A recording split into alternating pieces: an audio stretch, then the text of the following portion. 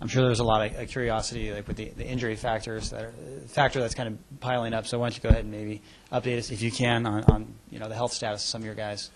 Well, I mean, it was getting to the point Saturday night where it got a little bit scary, but in reality, I think that almost everybody is day to day, and there'll be a lot of guys that probably will not practice, but will play on Saturday. That's our hope. Now, that could change by Thursday when I have some final answers, but we hope that the guys do a good job getting in the training room. I think our training room is doing a great job trying to make sure that the players can get as healthy as quickly as possible, but a lot of them are going to be pain thresholds, and everybody has a different pain threshold. I mean, to play this game, you got to be mentally ready to play it, and if you have an injury that is truly painful, which we have about 6 or 7 of them, sometimes it's difficult to say, yes, I can go. And we want our players to be honest with you because we don't want a 50% effort out there. We want guys that are ready to play and go get them. And I think the good news the other night, we had some guys step up and show that maybe they deserve to play a little bit.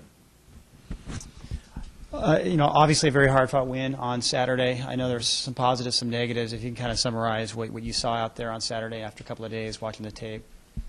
Well, I think offensively, and this isn't don't take this the wrong way, but offensively, if you can have the ball for 36 minutes and 20 first downs in the style that we play with, eventually that's going to turn the corner for you and score some points for you. Now, whether it's the offense scoring and we're giving the defense the opportunity to, or what we're going to do in the next 5 or 6 weeks, there are a lot of positive things that happen on offense. The unfortunate part about it is, really we have to learn that right now we're not scoring 75 and 80-yard touchdowns, and so it's the same issue. We have to be effective. And the other night we took some chances on first down. We took a chance on 2nd and 2 that cost us maybe a little bit too, and we took those chances will turn into points for us at some point in time as we get more efficient with it. And we're still, we're in the process of figuring out exactly what each player can do in order to make us effective still. And I think we're getting closer and closer there. But with some of the injuries, we were forced maybe to be a little bit more conservative than we wanted to be as that game progressed.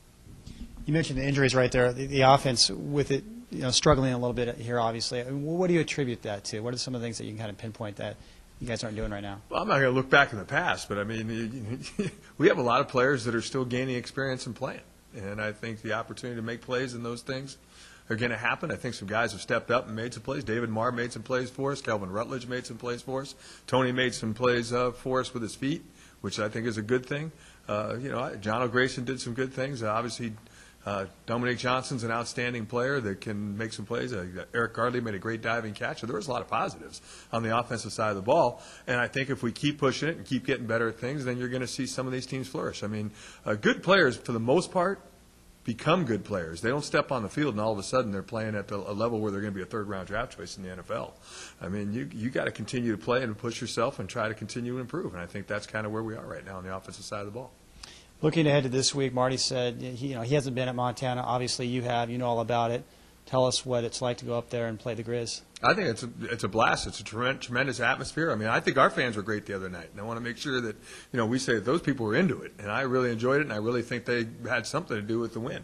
If we can get the music turned off a little bit sooner, then I won't have the white hat coming over and talking to me. But I thought it was a great atmosphere here, and I think they have a tremendous atmosphere, and it's been that way for a long time. And to be honest with you, I've lost a game because of their crowd. We had a game in, I don't know, it was 98 or 99, and we were ahead. We were ahead 20-17 with about 1:50 to go in the game. It was 3rd and 2 on about their 47, and we went on a quiet count, silent count, and we had a redshirt freshman tight end jump. And all of a sudden it was 3rd and 7. We ran the ball, we punted, and they scored in the last play of the game and beat us 24-20. And I gave their fans a lot of credit for that turnaround in that football game because we were pretty confident we could have 2 downs and get a first down at that point in time. And that's the way it is. You've got to understand what you're going for. And I think Marty hit it on the head, and it's what we explained to our team, is that what we're going to do is play the 11 guys of the University of Montana football team. If we're thinking we're going to go beat their crowd, we're beating the wrong team. So we're going to go play the guys that have the crimson shirts on, and we're going to go play the green and white, and we're going to put some hats on their guys, and they're going to do it to us, and the team that plays better will win the game. But our focus will be on that football field.